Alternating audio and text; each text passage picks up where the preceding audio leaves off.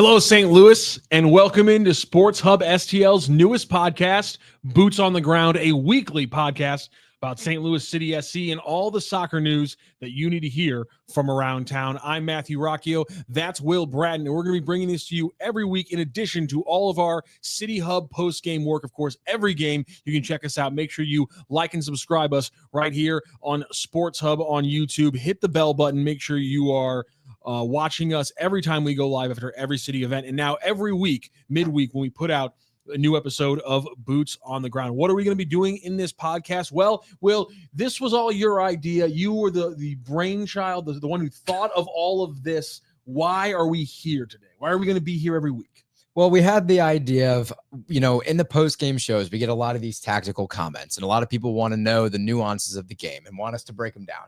And it's hard to do that without the visuals and the time to choose the certain plays and get this done. And so the idea was, let's do a midweek show where we can talk about the things we hear in training, from David Critchley now as caretaker manager and from the players. And we can talk about any news during the middle of the week. And then we can also break down some of those tactical moments and give the City fans a little bit of insight between the lines of what's going on the pitch. And we're going to be calling that the City Circuit. And so basically what that's going to look like is Rock and I are each going to break down a couple of plays and show you all the nuances of why, who did what, and where this happened in the situation, and help break it down for all these fans. Yeah, it's going to be a great time. And of course, we're going to be breaking into some news. Again, we're going to be talking about some audio from Critch because he's been giving us great stuff in his one training that we've really been able to cover in addition to his press conference before this past week. And of course, we'll be covering things in and out of the game. Everything that we talk about in the post game, we're going to extrapolate on that. We're going to be talking about the San Jose game today. We're going to be talking about what's going to be expected for the Portland game coming up this weekend. So all kinds of topics here throughout the day on Boots on the Ground. Let's actually start that off with a little news because over the last week, some things have been happening in the background for St. Louis City SC that aren't changing many parts of the roster, but potentially the future being affected by these changes. Let's go through them right now. Giannis Horn, the news broke yesterday. I don't think it hasn't really been finalized yet by City or anybody, but it looks pretty much done. The purchase option expiring on the Giannis Horn loan back on June 1st, and it looks like he's going to be signing a free agent deal potentially with Rapid Wien out of Vienna. All in all, just Giannis Horn not returning or not staying with St. Louis City past that June 30th loan date. The other moves, Jabulo Blom is on his way back, finishing up his loan spell back in his native South Africa. Looks like he's probably just going to be on St. Louis City 2 for the foreseeable future, similar to how they've worked around the Selmir Pedro contract. And then the last deal is going to be Nook v. Thorson. Thor here for such a short time. A lot of people had strong opinions on our boy Thor. Well, that's all done because he is staying in Sparta Rotterdam as they did exercise their option to purchase. And so goodbye, Thor. Thank you for your hard work here, my friend. Yes, absolutely. And a guy with such a cool name like Nook v. Thorson. I mean, come on. How can you not at least somewhat like the guy a little bit? And he had good success with Sparta. And so I hope that continues for him there. Happy for him to earn that opportunity. With Jabulo Blom, I don't really expect him to play with the senior roster again, like you said.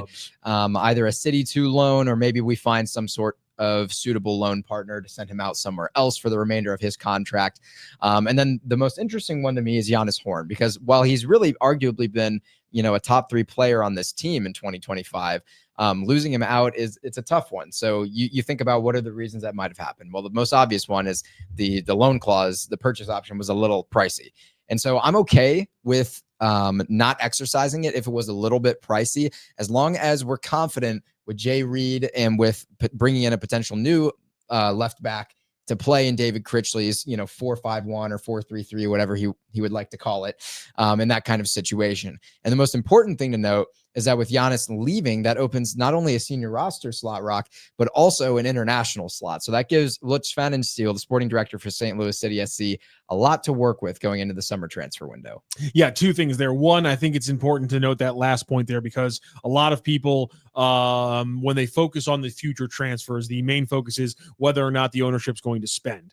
Well, right. You can't just be adding players to a roster because there's a roster limit. And they did, and we can all admit maybe in a mistake here, box themselves in with a lack of open roster spots to make those kind of moves. So it does kind of open a door, closed door, open window kind of situation here. To your point, pretty thin at the left back spot. Looks like you're going to need to add to that spot, certainly depending on what your thoughts on Jay Reed. By the way, if you are wondering about Jay Reed, we're going to be talking about him a little bit later because his storyline's a little bit interesting right now. Both big Jay Reed fans right now. We'll get that out in the open. Also, and one more comment on the Giannis deal, because I do think there's a possibility that the price might have been fine and maybe Giannis didn't want to sign an extension here. Yeah. That's how these purchase deals go, and that's how the transfer deals work in soccer. There's always multiple levels to it. It's have you made the deal with the team, and are you making the deal with the player? And so there are levels in different places where this can get stopped up, and we're not sure because everyone wants to jump to teams cheap as the excuse for why this happened. Right. Not always the case. I'm not saying it's not. I'm saying not always the case. Yeah, I mean, it's definitely possible. Giannis Horn's been here for a year. And he's had 3 head coaches in that time. An interim head coach in John Hackworth. He had the hire of Olaf Melberg and the downfall of Olaf Melberg. Interim, a full-time, and a caretaker manager. All three different titles too. Right. He has literally played musical chairs with managers while he's been here in just a year's time. So I don't blame him necessarily if he doesn't want to be here for the long term and part of that. We do know that he loves the city from things he's talked about in the media. So we know that's not the issue. The culture I don't think is really the issue. It's definitely come down to something related to monetary or just the football situation in itself. Which is completely reasonable. And again, that is going to be something in the transfer window. They're going to have to attack that left back spot because we talked to Conrad Vollum in the training the other day, and he admitted he doesn't really have any experience as a fullback in a back four. And so when you look across the roster, we saw Thomas Tolan come off the bench and play a little left back. And so they got Joey Zielinski. Like, can you get by with 3 bodies at that spot where 2 of them are such young players like Zielinski and Reed? Are we going to see the return of your boy, the Canuck truck, back out on the flank to the great chagrin of so many STL City SC fans? There's not many other options beyond what we're talking about right now, unless they add somebody. Yeah, I think that left back spot is a very big one to go for upgrades here. What else is new?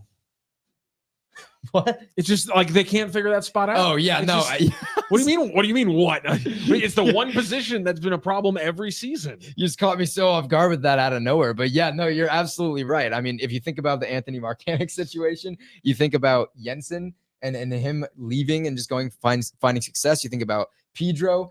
All these players. Nicholas Dewar. Yeah, Nicholas Dewar. That's the biggest one. I mean, Johnny Nelson.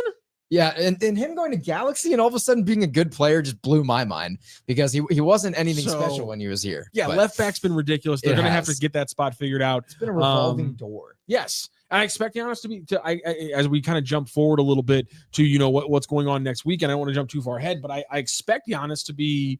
I expect him to get at least 45 minutes at left back this weekend. So. Yeah, with Jay Reed playing midweek, I would expect them to kind of be split in halves there. It makes the most sense to me. Absolutely. Let's not mow our own grass on that one. We're going to wrap up our opening segment here. Move on to our next segment, the one that Will and I are so pumped about, City Circuit here. We're going to get into the wiring of this club and try to figure out what makes it tick. And so right off the bat, every week, we're going to get into a few plays, 3-4 plays from every game and kind of break down what we think jumps out and how it sends a message about the larger problems or even the good things about this, the solutions or the problems, the pros, the cons, the yin, the yang of St. Louis City SC. So we're going to get right into it. This is our first edition of City Circuits, and right out of the gate, we're going to have Will break this one down. Will, a change we saw in the formation, not just the formation build, but the personnel in the formation and some stark positioning as Chris Durkin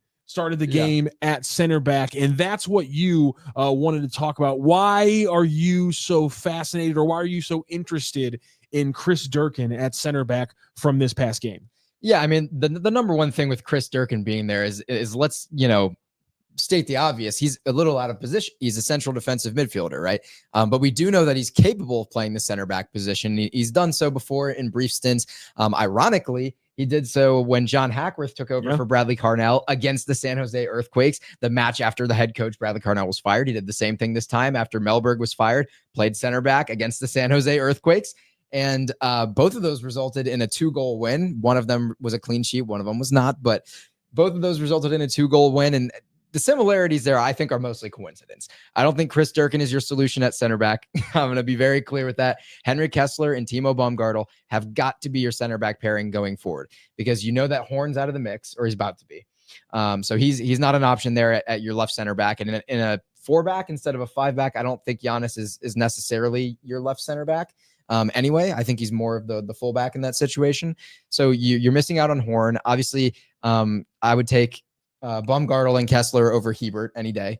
I think they're both fantastic distributors, and they can both, handle spatial zones and shot block. That's all you need out of your center backs. Chris Durkin, though, he likes to get up the pitch. And we saw in this match, he even stepped up at one point and tried to take a shot from like 25 yards out. Yeah, right out of the gate. We don't see Durkin in the screen, but you can kind of see it there. It's right out of the gate. We're seeing a very interesting setup here, because Zielinski's high on the pitch, right, and the right back nominally is Wallem next to Durkin. So this is probably a situation I'm guessing they want to avoid going forward, especially because we literally just talked to Conrad Wallem that this isn't his most comfortable positioning. At the same time, I do want to say, when you look at defensive action maps, which is just pretty much a shaded in area kind of encompassing every defensive action that a player makes to kind of show you what the ground they covered was in a game. Conrad Wallem, it's almost just a square that is the field every game. He can cover ground. He's responsible in that way. He hustles in that way, but still not, I think, the back four set they really want to have with Zielinski higher and wider than Conrad Wallem like they were in the beginning of this play. Absolutely. And you'll see as we go through the first frame of this play, here we're going to break it down. Now we're full pitch view. This is the same frame you're just looking at, same screenshot. And now as we go to the next frame, you're going to see this progression. And by the way, notice this big gaping gap between Leuven and Hartl and Durkin and Baumgartel there in the middle of the pitch. And as we progress here, that gap is completely exposed. And you'll notice with Zielinski on that attempted kind of overlapping run, getting up high on the right flank, that's fine, but somebody's got to fill that gap in the middle of the pitch. If Leuven's high, he's not going to be able to track back very well. And Hartl was a little bit out of position there. And this is going to inevitably result in that shot you just watched from the left-hand side that thankfully skirted just wide of Roman Berkey on that left-hand side past the far post. But look at this. This middle of the pitch got completely exposed. Look at this yawning chasm right here. Leuven kind of opens up movements from Hartl, and just look at the space we're seeing right now. The back four completely retreated. And now this isn't 100% relative to where they were on the field, but we're giving you a full field view here. This is the amount of space that they had to work in the middle here. This is textbook what you want to do if you're an offensive club. You're going to murder teams a lot of chances when you get this much space with a playmaker going against the backline, even if you don't have numbers. San Jose does this all the time, by the way. This is their bread and butter. They're a transition high-scoring team in the league, by the way.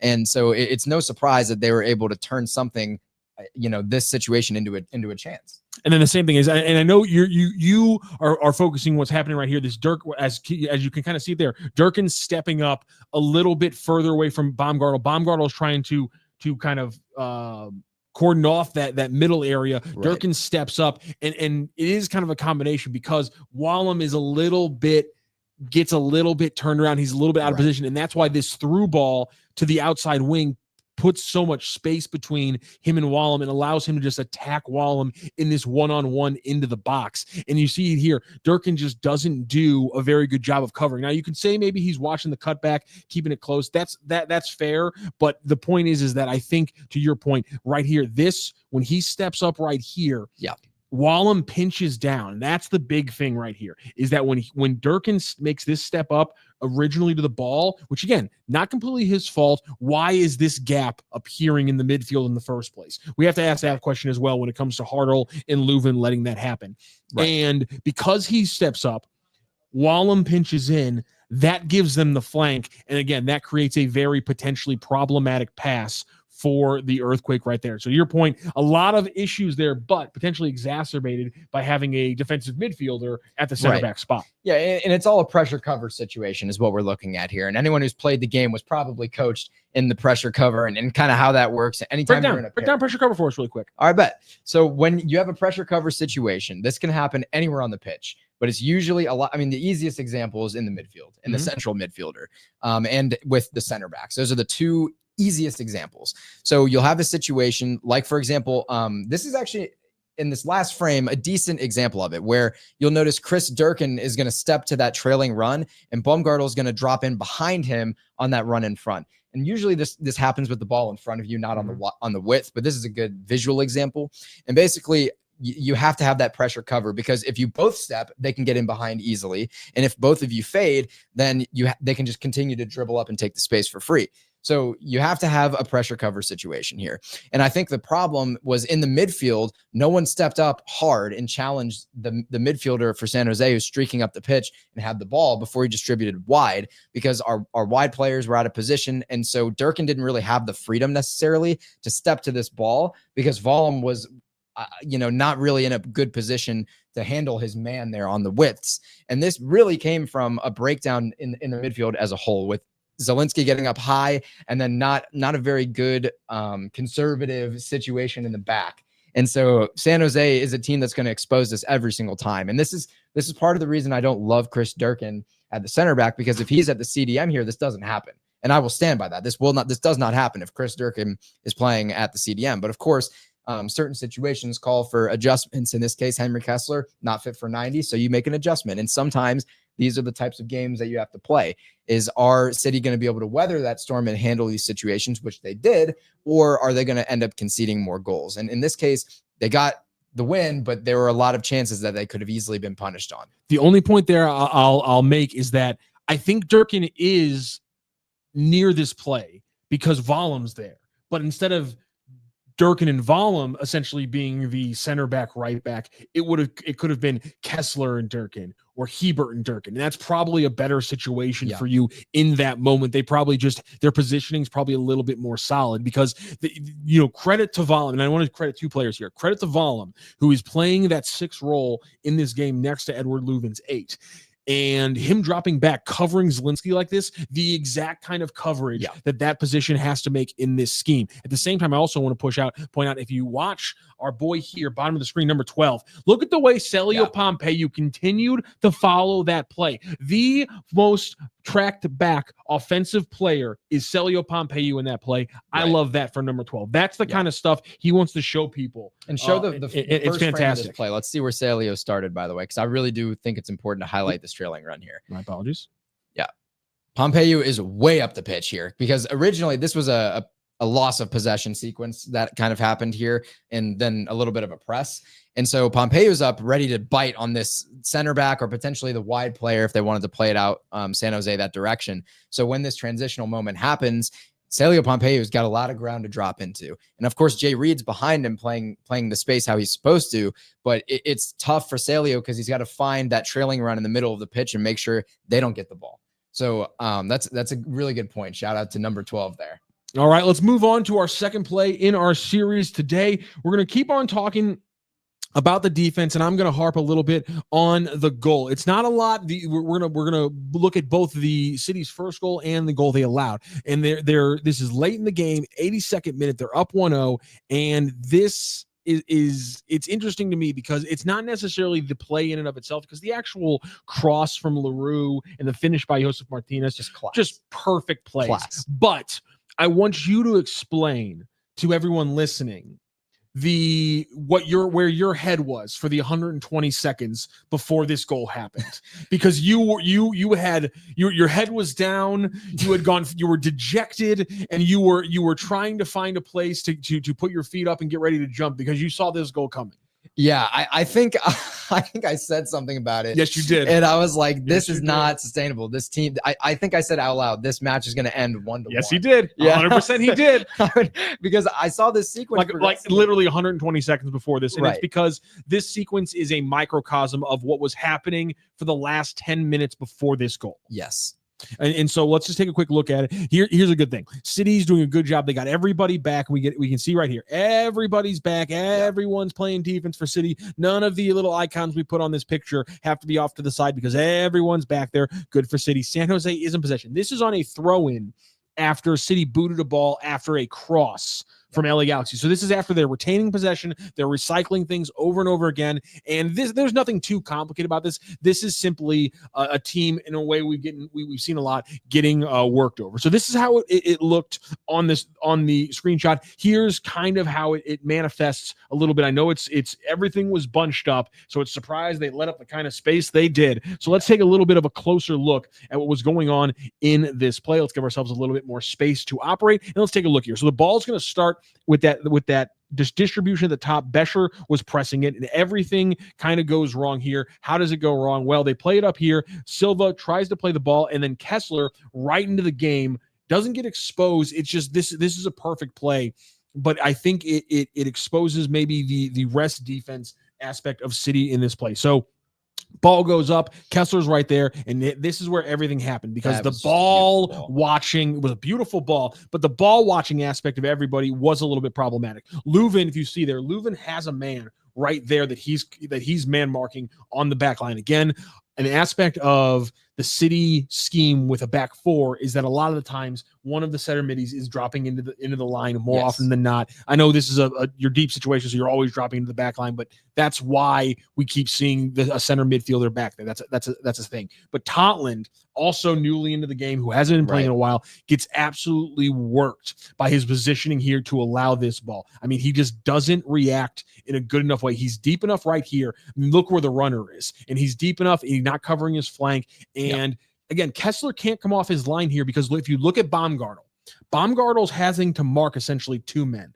And he's also playing the kind of backdoor zone. Exactly. A runner has pinched inside him and Wallem. There's also a runner coming late into the box, which means Wallem can't completely go off him. There's another man right here. That's Joseph Martinez. Right above Kessler right now, that blue dot is Joseph Martinez. So you can see how difficult it is for Baumgartel, everything he has to cover. So Kessler can't step up on this ball. Leuven can't step up on this ball. The issue, again, I think, is that the midfielders aren't doing enough. Morales kind of in no man's land. Hartl kind of in no man's land. He was stepping up early to press this two-man back that like Bescher was, but they play the ball forward and they immediately break that. So Hartl's kind of in no man's land. And then it's a beautiful ball here to the side. And then Joseph Martinez slips in between Baumgartel and Kessler. That's not the thing I want to criticize. It's the positioning. It's the fact that people got caught ball watching on the while the ball was going to the flank again. And it was the fact that the midfield again wasn't doing enough to impact the play.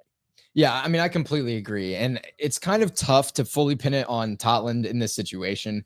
But it kind of comes back in some way to the pressure cover situation, but really not really. It's mostly about Totland needing to be slid over to his left towards Leuven to cut off that pass, because if they play it in front of him across his body, it's way easier for him to go and press that ball. And all of a sudden he's got Silva there to force that situation as well. I also want to say I've seen some criticism for Silva. I thought he had a solid game. I saw some criticism for his defense. Something that we need to focus on in these plays that I love that we're doing this is because we don't talk about the things that could have happened but didn't enough in this game. And one of them is that on this little play right here, this little give and go, Silva pressures the ball here, given off there. But Silva's man starts making a diagonal run inside of him because he doesn't cover the top of the box. And that is a kind of thing that maybe this plays goes differently. Maybe he decides not to snap it into Joseph, but he probably has a pretty easy pass into a driving San Jose Earthquake player because Silva doesn't cover that area. So it's just, these are the little things that, again, they had a perfect pass, but they didn't need a perfect pass to put something dangerous on to City in this situation. And City shouldn't have been in a bad situation because they had bodies back, and there's no reason to let them cut you up this easily with just 2-3 passes. Yeah, and I think at the end of the day, this one is largely a lack of urgency in the defensive third. I think it was so reactionary from City. I think that's why players were caught ball watching. I don't think it's because they didn't know what they were doing or they don't know how to handle the situation. It was simply just a lack of urgency, and they just didn't feel like this possession sequence was very threatening from San Jose, and they were quickly punished for that with a fantastic ball and an even better finish from the king of scoring in MLS, Joseph Martinez. Yeah, maybe you should buy players from South America. It worked well for that Atlanta team. I mean, you know what? Joseph Martinez was a big part of that. Almeida. I mean, there's Almiron. Excuse me. A big part of that. Miggy, just absolutely huge. We got a Miggy over on, though. We're good. Yeah, we do. Let's move on to play number 3 in our city circuits, and we're going to be looking at the offense because the goal scoring continues for our boy João Klaus. Santa Claus keeps on delivering those presents, and again, this is another play that's not super complicated, but it's a microcosm of what we're going to see from the new era of St. Louis City SC. I'm calling it City 2.5. City I refuse 2.5? to call it 3.0. It's Okay, not okay. in 2.0. I don't even know if that's a thing anymore. I'm going with 2.5. I think we're going back to 1.5 with this one. We're going back to 1.5. We're going You know back what? in time. You know what? They did that with the Lion King franchise. They did 1, then they did 2, then they did 1.5. Yeah. Okay, we're like the Lion King franchise. Okay. Not also much better the very first run. Yes, you could say that for sure. You can definitely say that. Well, in this case, we're looking at this is the João Klaus goal, by the way, where he basically assisted himself. But let's kind of take a look at where this whole situation begins. City are in this possessional sequence. You can see the ball sitting kind of between Dirk. I believe this pass is coming to Leuven. He's about to turn. Yes. And so in this frame, he's going to turn. A bunch of frames before this, like Durkin and Zelensky were running like in tandem, so that like if you from the broadcast screen it looked like one person, and it was I was like, guys, can you please separate so I can use the graphic, you jerks. Jeez. Like I mean, it was synchronized running. It was beautiful. Yeah. And I believe at one point Berkey was handling this ball. So this is a front or a back to front situation. He rolls it out here. Rolls it out here. And to this is what St. Louis City want. They want these progressional sequences building out of the back. We've seen in training, we just watched yesterday, Critch had the offense working on, when they have the ball further down the pitch, and the defense was working on these progressional sequences against the other defensive line. It was very interesting to watch. And I think this is a situation we're going to repeatedly see. And when you have Edouard Leuven on the pitch, this is your quarterback. He's going to get the ball and he's going to dictate what channel are we going to attack, how quickly are we going to attack it.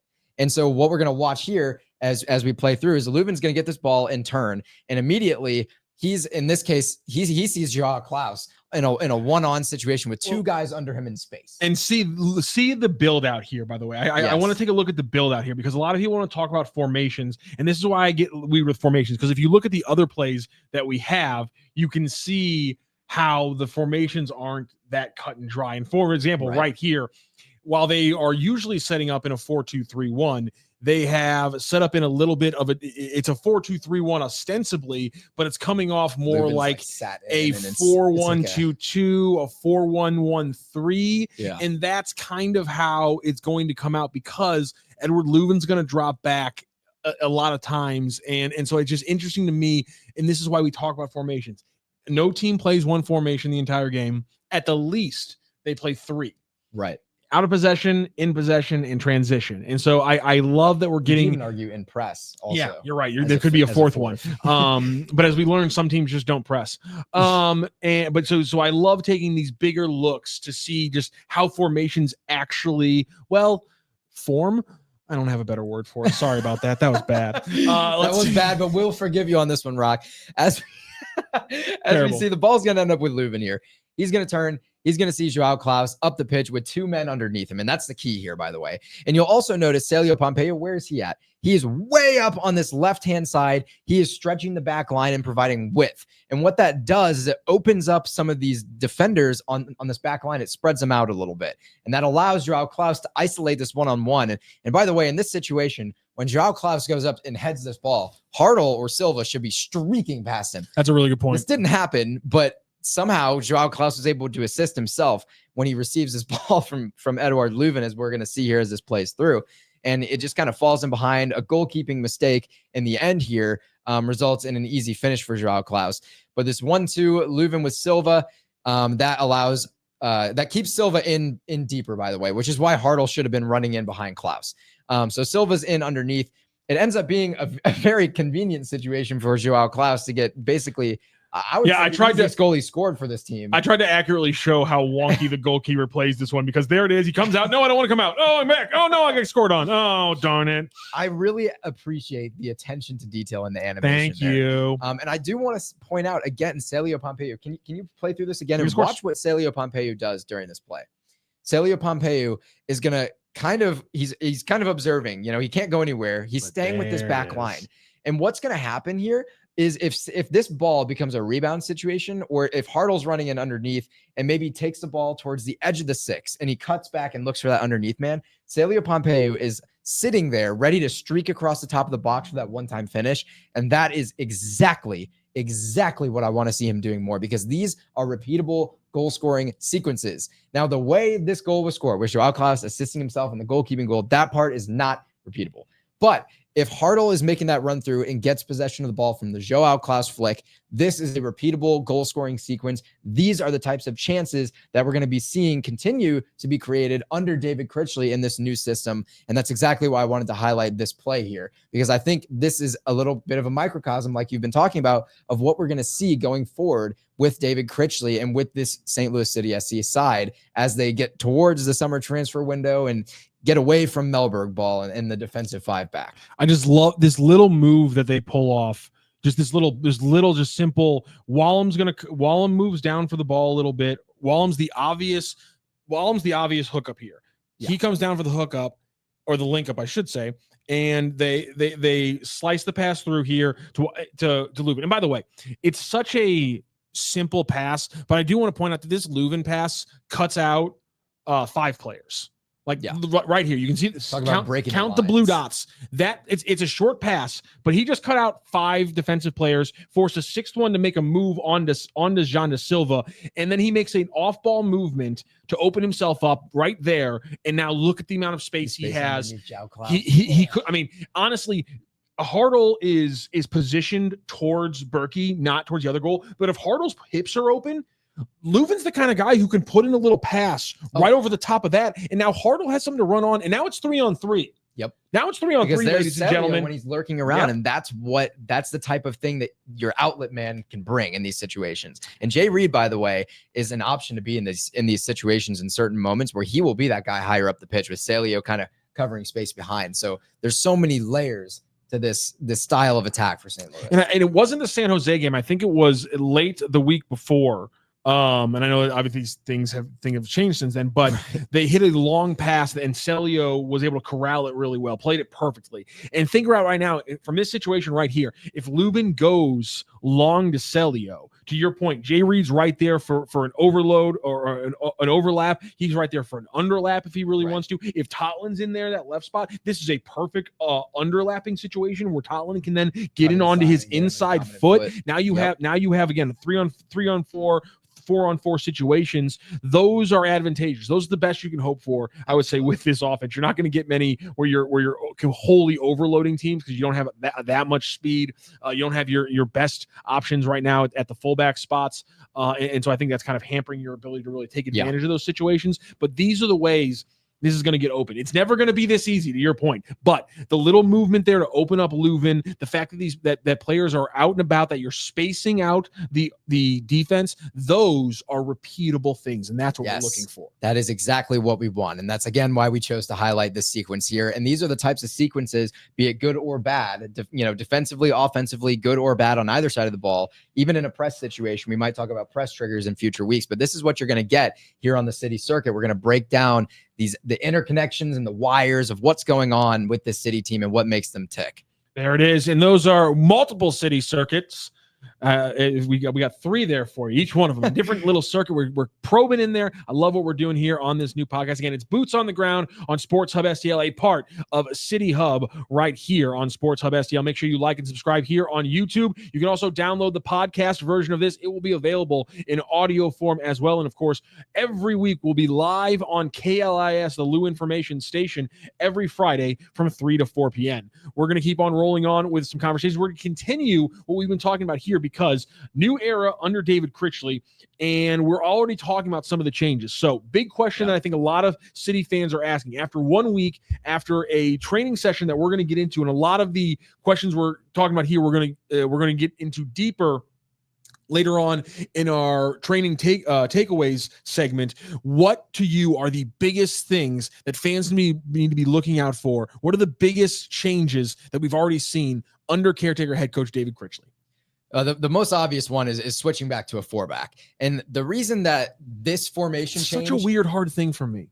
What do you mean? Because to our points, like they run a lot of situations where a fifth person drops back. Yes. The natural you never have a 4 back when you're attacking hard. You have 2 back. So it seems weird to come out and have such a hard, fast rule about something that seems so nebulous, and that even people in this system, Bradley Carnell, John Hackworth, who's still part of this front office making decisions, crafting the philosophy. John Hackworth looked at us and was like, I mean, formations isn't that important. And yet, and then a coach comes out and says, no, hard and fast. We play 4 at the back. I'm not saying there's anything wrong with it. It's just a little bit confusing. It's a little contradictory. Yeah. Thank you. It's a little contradictory because like Rock just said, we've heard things in the past. And I agree, by the way, that formation overall is not very important, but switching between a 5 back and a 4 back is something that is pretty significant. That's fair.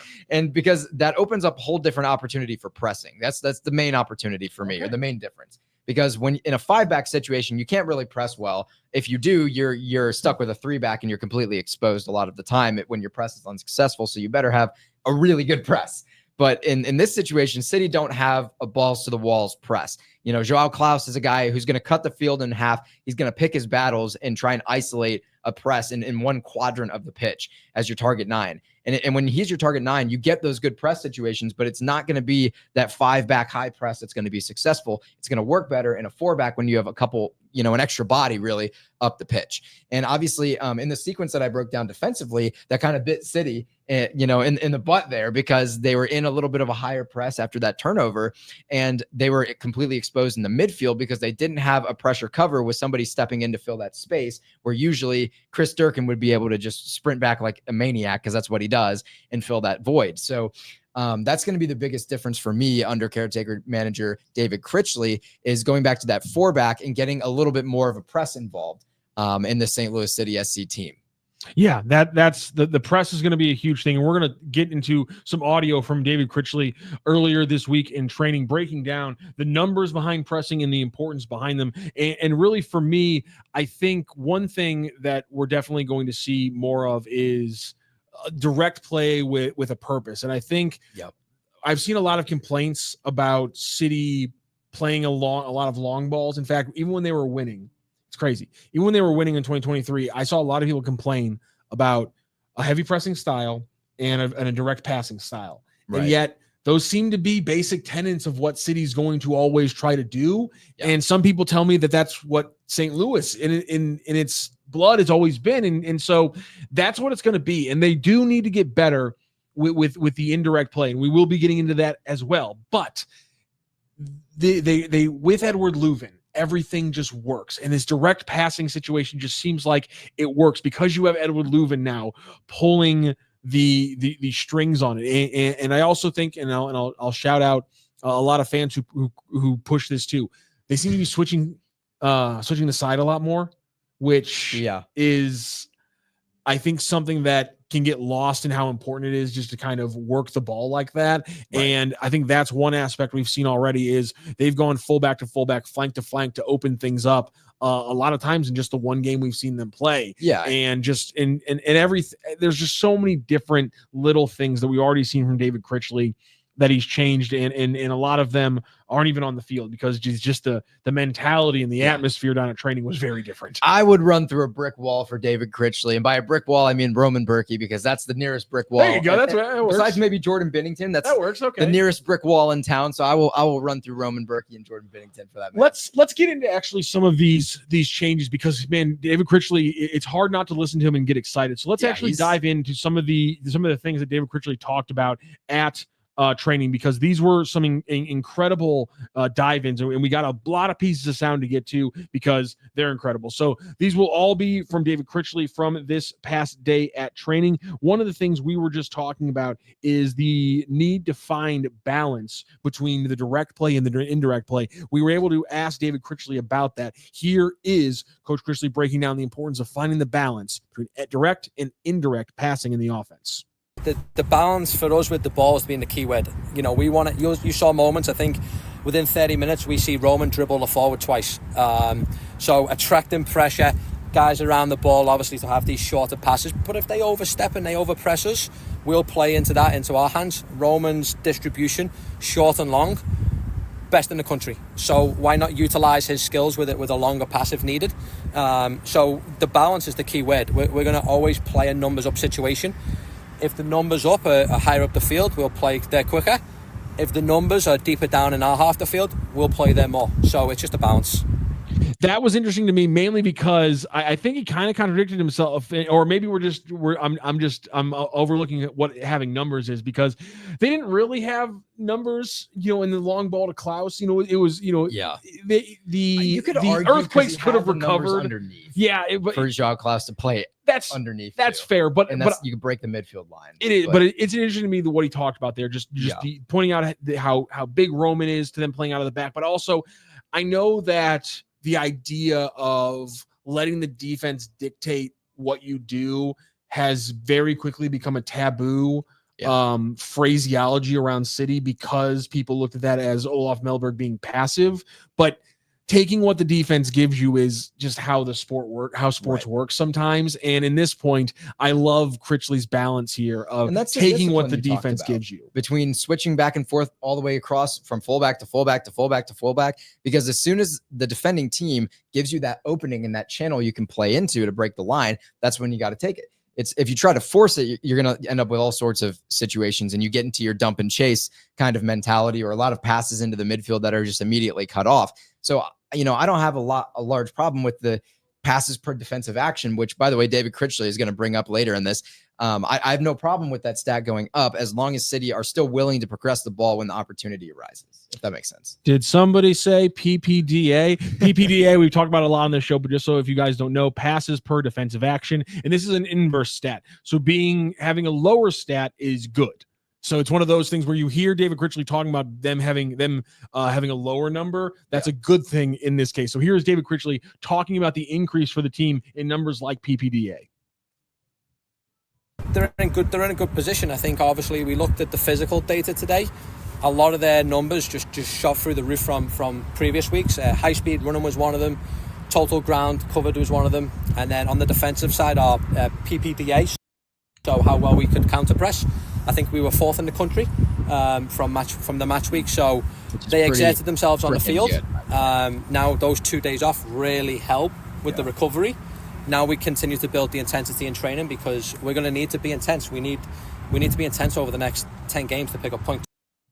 And there it is. And I think the three things, the fact that high intensity sprints is huge. Distance covered, also huge. And then PPDA fourth in the country. I will say, just for a little context, I'm not 100% sure of high intensity sprints. That's one of those stats that is a little bit closely guarded by the MLS for some reason. So I'm not 100% sure where they ranked prior to David Critchley taking over. But I am aware that they were like 10th to 13th in distance covered under Olaf Melberg. So they weren't. So that wasn't a terrible number, but they were. Well, that doesn't. They were 29th out of 30th. Because your wingbacks have to cover so much ground, and you're six. For him, yes, exactly. I was going to say the midfielders also. So, but also they were 29th in PPDA.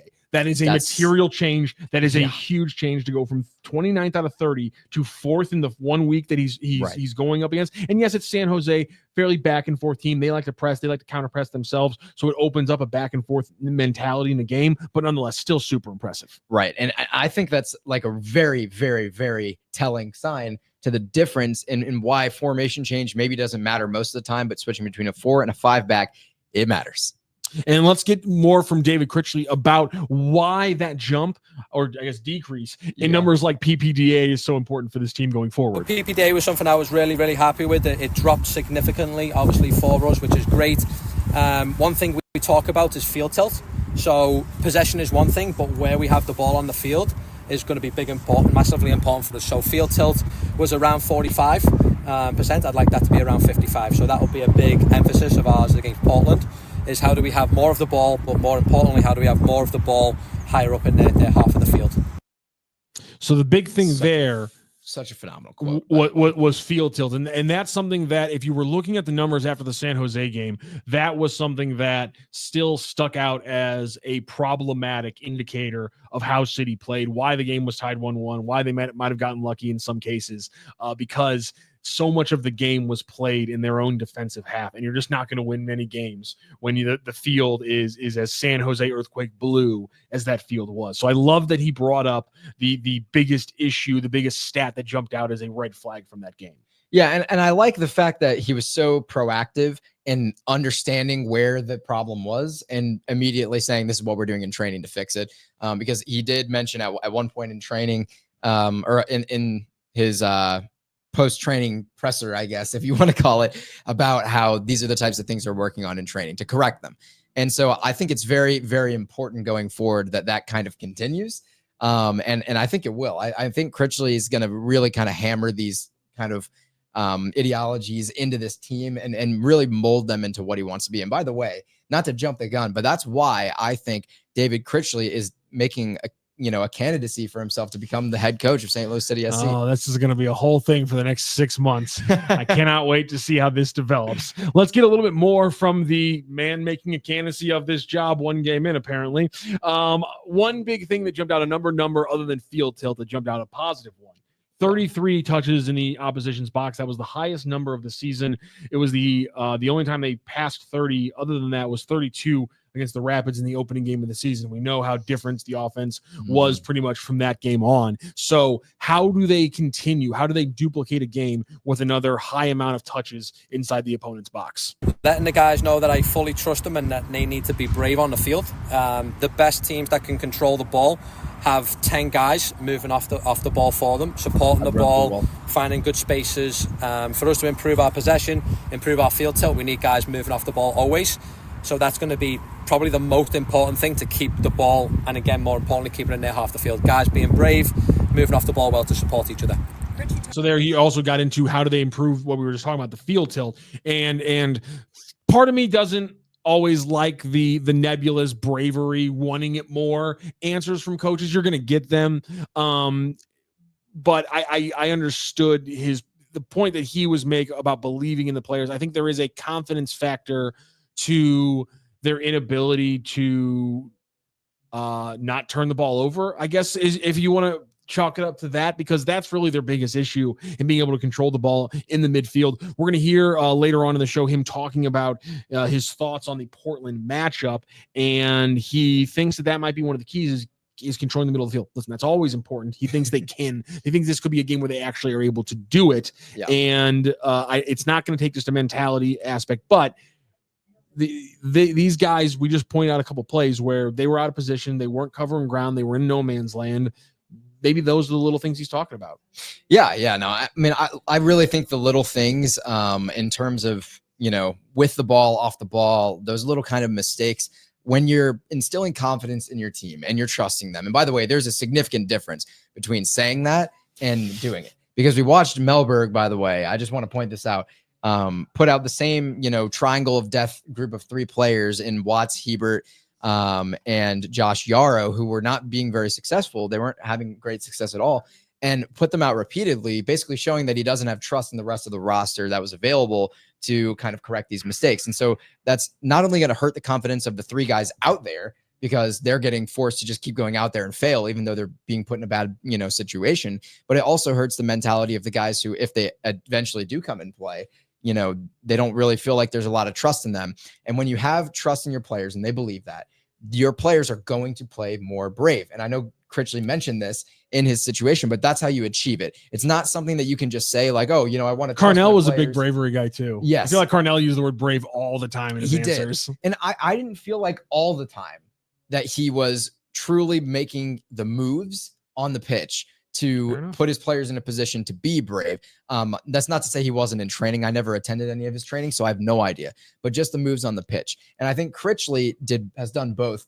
Obviously, it's been a week, and there's a honeymoon phase where things are always going to be good. A lot of the time, at least. Not always, but a lot of the time. And when the honeymoon phase wears off, what's going to happen with the St. Louis City SC team? Are they going to continue to play brave? Is Critchley going to continue to instill this trust in his team? And are they going to be ready, like me, to run through Roman Berkey and Jordan Binnington in order to make his desires happen? And by the way, his desires are 3 points in every match, as he's told us. Also, no goals. And no goals. No goals against. Please, dear, I want my clean sheets. Ad where he's like, no goals. I do not remember that ad at all. No. That ad was so fun. Anyway, it just reminds me of that because they say goals the same with like the sh at the end of it. Okay, I see what you're saying. We'll have one last touch on from David Critchley when we talk about Portland and preview the weekend. But let's move on to one of the conversations that people were having, because midweek Jaden Reed, potentially a hopeful for starting left back this weekend. He started last weekend. Giannis Horn was not in the country. He was not on the roster for the game, and starts the City 2 game last night, the 2-0 victory, by the way. Congratulations to City 2 on another victory. We moved into second place in the Western Conference for big one. MLS Next Plus. And he plays all 90, which I was a little bit surprised about because Critchley did allude to them kind of having their eye on him in his minutes. He did have an assist on the second goal of the game. That was at the end of the first half, but he plays all 90. And I think a lot of people are now wondering, how does that affect his availability? Do you think we see Reed second half, 60-minute? What are you thinking here for Jaden Reed on Sunday? I think if Giannis Horn is available, I think he's going to start. And if he's only available for 45, I think Reed's going to close out the other 45. But if it came to it, I think Reed would be fine to play the majority of this match in Portland. He's got a full, Thursday, Friday, Saturday, plus, most of the day on Sunday to recover. A lot of these players realistically could play 4 matches in a week if they managed things in order to do that. And they were just, their sole focus was being able to do 90 minutes. They could do it, physically. It's West possible. Coast trips aren't easy. Yes, that is true. That Especially is very when true. when you talk about backwards. recovery, it hurts your recovery. Yes, it does. Your muscles get 4-hour flight. Your muscles get crampy. Like it's not a good thing for a guy trying to pull off a short turnaround. Yeah, no, and I agree with that. And there's definitely factors against him being able to be fit for 90, but I don't think it's going to be a significant issue for Jay Reed this weekend in Portland. I think he would be fine to go 90, but again, I don't think he will. I think Giannis Horn is going to have some role in this match.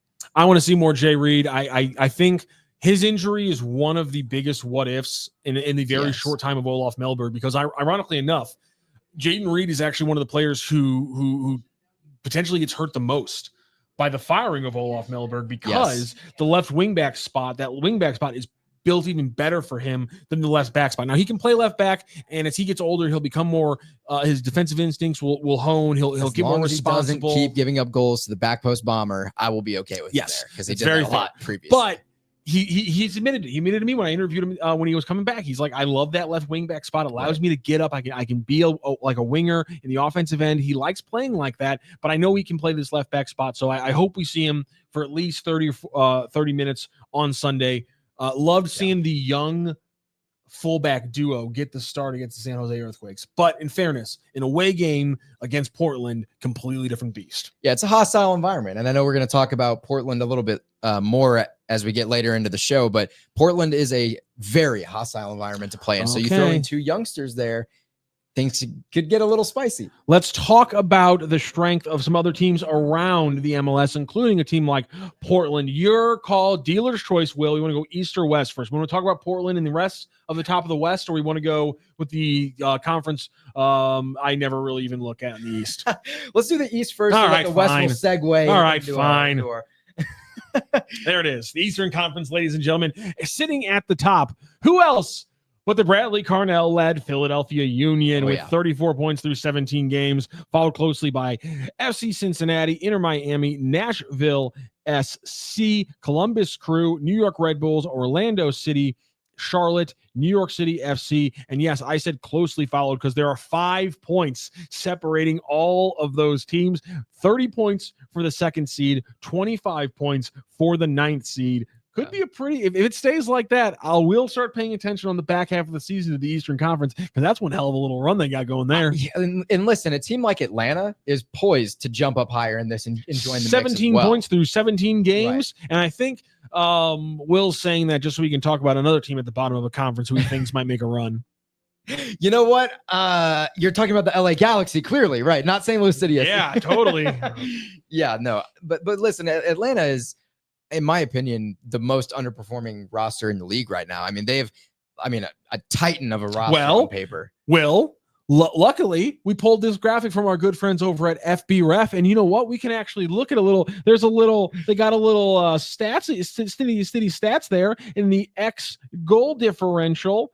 minus 10.7. Oh no, sorry, that was Toronto. Minus 1.0. So they really should not be anywhere near 13th place, considering that that differential. I mean, look at this. I mean, you got minus 3.1 for the New England Revolution, who are just a couple points away. In fact, look at New York City Red Bulls. New York City Red Bulls are a negative goal differential, XG differential. The New York Red Bulls are negative, sitting in 6th place. So there's some volatility in the East that Atlanta could attack. I really think Atlanta is the team to watch if you want to latch onto somebody that you like, an underdog in the East. Atlanta's your team, and they're fun to watch. And they got cheap concessions.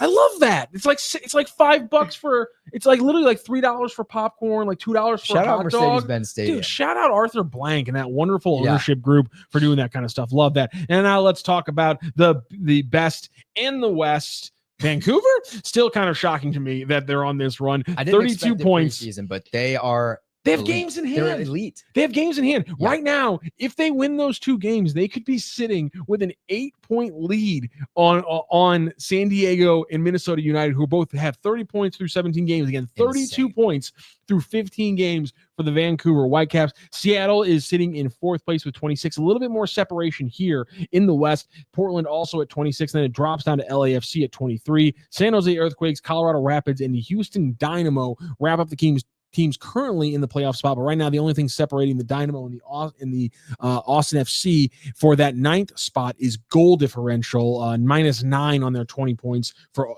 Austin, -3 on their 20 points for Houston. And then there's that team with 14 points through 16 games, little old St. Louis City SC. But to the same point there, Sporting Kansas City, -11 on the XG differential. Yeah. LA Galaxy, -12 on the XG differential. Real Salt Lake, -9.6. Not only are they bad at soccer, but they have a stupid name. But St. Louis City SC, not playing as bad. The Rapids are a -5. Even the Timbers are actually a negative team in the XG differential. So maybe some room there. Yeah. And listen, I think the Timbers are a good team. I don't think they're a great team. I think they're going to stay middle of the pack. That's why I think this is a good matchup on the biggest stage, Sunday Night Soccer, at the most hostile environment. If City win this match, all of a sudden it's going to be the circle. You know what I'm talking about? Where it's like we're gone, season's toast, and then we're back, and it's a cycle. Yes, 100%. We're going to be at the we're back section. 100%, if St. Louis City SC can defeat Portland on the road, and it's very doable. And this Portland team is, in my opinion, you could say a little bit overperforming right now. I think I would agree that they're a little bit overperforming. It's not severe. They're a good team. They're not a great team, like I said. And so this is a great opportunity for City to jump up in the standings. And if you'll notice, by the way, City are sitting at 14 points in Rock. Why exactly am I pointing that out? Because where's the playoff cutoff right now? It is at the Houston Dynamo in 9th place with 20 points. And how many points separate those from St. Louis? Those with 20 from St. Louis, multiple 20, I think. 6. And what is that? 2 wins. And what does St. Louis have with over 7 of the teams that are above them in the standings in the Western Conference? A game in hand. So that's potentially a 3-point margin to get within a playoff range. And that's a 1-match swing. So you're telling me there's still a chance at the top of the screen? Absolutely. The season is so far from over. And by the way, the LA Galaxy sitting with a preposterous 7 points. They're not out of the playoff hunt either. I'm going to make that. I mean, they're pretty close to being out. But they're not. Every team, no team technically is a 12-game win streak away from being in the hunt. But exactly, let's be realistic. And this happens every year. Think about Atlanta last year, and they were even. I'm not buying that one. But Sporting Kansas City did it to us in 2023. The Galaxy are out of this one. The Galaxy are most likely out of this one, but still. But St. Louis, RSL, I think those are teams that their points are not keeping them completely out of the playoff hunt at this point. And that's why we wanted to bring up the standings, and we'll probably do this every week, especially as things get a little closer. You happy? Are you happy we brought up the standings? I'm happy we brought up the standings because I think the people need a beacon of hope. Yeah, sure. My beacon of hope is Tom Timmerman. Timmerman at Post-Dispatch pointing out that that John Hackworth was outscored 10-2 in the 3 games after his victory over the San Jose Earthquakes. Yeah, that is a very good thing to point out. But like I said, just saying, I think the situation with the San Jose Earthquakes and being a 2-goal win with Durkin at center back, I think it's complete coincidence and a fluke. But you know what? History tends to repeat itself. And we'll see what happens. We'll see if City will get outscored 10-2 in their upcoming matches. By the way, coming up after the Portland Timbers is facing the bottom of the table in LA Galaxy at home in another afternoon match. And by the way, City are extremely good in afternoon matches. And even last year defeated the LA Galaxy, who would go on to win the MLS Cup in an afternoon match at home at Energizer, then City Park at the time. So this, a favorable matchup there. And then there's a week off. And that's the key that I'm trying to point to in bringing up future matches is that we have 2 more matches here and then the week off. And that's going to be a very telling cutoff point. After that point is where you can start to really look at the table and it actually matters to me. Right now, I'm doing it kind of for fun and mostly to make Rock mad because I enjoy doing that. But I think you can really start to take serious implications from the standings and where you're at after that I think it's the All-Star break that's coming up. And it's after that you can start to actually look at it and there's any essence at all. City is playing on Sunday against the Portland Timbers. We were just talking a little bit about that matchup. Let's hear one last time from caretaker head coach David Critchley from his training session earlier this week. He got into a little bit about what he expects to see from this matchup against the Portland Timbers. I think for us going against Portland, the data shows that they haven't pressed as much as what San Jose did. That's not to say Phil Neville won't come out and press us. That's just what the data showed. So we think we can get into the middle third quite often. Now it's about retaining the ball in safe spaces. So for us, the half spaces in the opponent's third is going to be an area where we can really try and get at them. Again, we think we'll come up against a back 4 versus a back 5. So there'll be spaces between the lines. Now it's about arriving there on time and keeping the ball high there. All right, so you heard David Critchley there. You were just breaking down a little bit your thoughts on the Timber. So this matchup, how do you think it looks for St. Louis City? I think this matchup is a playground for Marcel Hartle. All right, I think that. Getting into those half spaces and floating around in that area, this is the exact match for Marcel Hartle to rebound. It's probably been tough for him in this defensive situation, and he hasn't had a lot of freedom. He's been constrained to one side of the pitch at times. I think this match is really going to free him up and let him dominate the middle of the pitch. And I think we're going to see a Marcel Hartle dominant performance against Portland in Portland at Providence. I think that's what we're going to see here. So that is my player to watch for this weekend. All right, Marcel Hartle, you're a player to watch. A Gino and an apple? A Gino and an apple, a goal and an assist? Oh, yeah. I mean, it's on the table for sure. I mean, let's get the prediction. Let's hear some numbers. Okay. Let's talk turkey. I'm going to say, I'm just going to go with other phrase here. 2 assists. I think Klaus is going to score. Ooh, okay. Klaus is going to continue 2 assists to run. by Hartle? 2 assists from Hartle. Klaus is going to net 1. Hartle, really the only big name player from St. Louis City who did not have a great game against San Jose. True. So he's looking to turn things around against the Portland Timbers. You say 2-1 victory? No. I think two assists for Hartle, 1 goal for Klaus. Score line. Okay. Whoa! It's a playground, baby. It's a playground. I think it's going to be a high score. Last time in Portland, what did we see, Rock? Do you remember that match? It was around this 4-2? time. 4-4. 4-4. Oh, 4-4. yeah, you're It right. was in September at the end of the summer. Man, that match was crazy. Or maybe it was August, but that match was absolutely bonkers. And I think we're going to see another high score. Genuinely, I think it's very in the cards right now. Both these teams are going to want to get goals. St. Louis is going to be getting WDL. Come on. WDL. What's happening? I'm going draw. We smiles. Multi-goal draw. Okay. So we're talking about 2-2, a draw. 3-3, 4-4, something like that. I think. Okay. So late Sunday night, we're talking about a 2-2 draw on the City Hub post game. That's Will's prediction. For me, I agree with you. I think we're going to see this team continue to grow. Yeah. The same way we saw them grow in just 3 short training sessions and video sessions with David Critchley, now having a full week, including some rest. I think we're going to see this team continue to grow. I think they're going to command the middle of the pitch in ways we haven't seen them before. I agree with you. I think we're going to see a big game from Marcel Hartle. I think it's going to be interesting to see how they replace Conrad Vollum, who's out with the red card. That's going to be a huge question, especially when we saw, again, some uneven plays from certain parts of the midfield, but I would expect to see a different center back in there, Chris Durkin back in his usual spot. So I think they can attack there. Do they make a change up front with Cedric, or what is the change up front, I should say, with Cedric Teuchert injured? That's going to be a huge aspect. I don't know. Do we see Jean da Silva? I think it's the high press 4-3-3 with the top line of Celio, Klaus, and Jean da Silva. I think he missed training and just got fined. By the way, for those who have no idea what Rock is talking about, Jean Silva was in New York. All the players got a 2-day break this week, by the way. Right. And he didn't make it back in time for team training on Tuesday. That was the first media availability day where we were watching this match and this training session. So yeah, he's catching a fine. He had to do a special training session. So does he still get to start? Do we see? I think Mekhi Joyner still has that 6th call up available. He was not in the lineup yesterday for City 2. Are we going to see a Mekhi Joyner start? That's a very interesting one point. One of the things they really talked about was the youth playing more. I think we see Celio Pompeu, João Klaus, and Mekhi Joyner starting up front. That would be really interesting. And by the way, Mekhi Joyner just earned MLS Next Player of the Month for his back-to-back 6 goals in 2 matches with a 4-goal performance over Portland 2 and a 2-goal performance the week after. I forget who that was against, maybe Minnesota. And Mekhi Joyner's been on fire. And I think that it's very obvious that wasn't even on the bench. Yeah, wasn't even on the bench. So that's a good point. That's a good point from Rock there. I think it's very possible that we see him get the 6th call up in Portland and maybe even his first start. And by the way, when that is done, I think that Mekhi Joyner is going to get his first team contract, homegrown, filling that last supplemental slot. And I talked about this in my article where I talked about Lutz's shopping cart, which, by the way, if you haven't read that on check it out. STL, you got to check that out. It's a good one.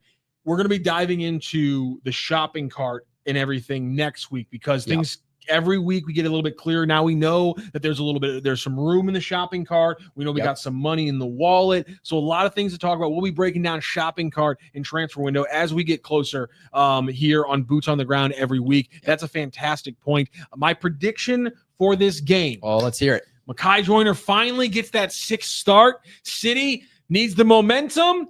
You already predicted a draw, so you stole that one from me. So I'm going to go high-scoring game. City sneaks away with another one. The Critchley fever is palpable in St. Louis. A 3-2 victory on the road against the Portland Timbers. Sorry, Roman Berkey. I know that's not going to make you very happy. Wow. Rock is pulling out these big guns here. 2 victory. Unbelievable stuff. In dramatic fashion. Mekhi Joyner, banger. Wow. There it is. Anytime goal, Mekhi Joyner, hammer it, put your money, take the mortgage, put it on Mekhi Joyner. Anytime goal, you heard it from Rock, and if you get it wrong and you lose all your money, you can sue him. End the recording. Stop. Shut down the show. Shut down the show. Jesus, Lord Almighty. I gotta go get legal help. Will has to start running before I start swinging. So we're going to be wrapping things up here on the first episode of Boots on the Ground. You can catch this dynamic duo this weekend, Sunday night. We'll be bringing you the City Hub post game as St. Louis City wraps up their game in Portland. Maybe it's a draw, maybe it's a win, maybe we all look like fools and they go just like they did last year after coaching change and they stack some L's after that first big W. Either way, no matter what happens, you can catch us right here on Sports Hub STL and City Hub for all things City, including your post-game coverage and now a weekly podcast. Thanks to everybody for tuning in. We will be back next week for another episode of Boots on the Ground. And again, this Sunday, you can catch us on the City Hub post-game. Have a great night, everybody.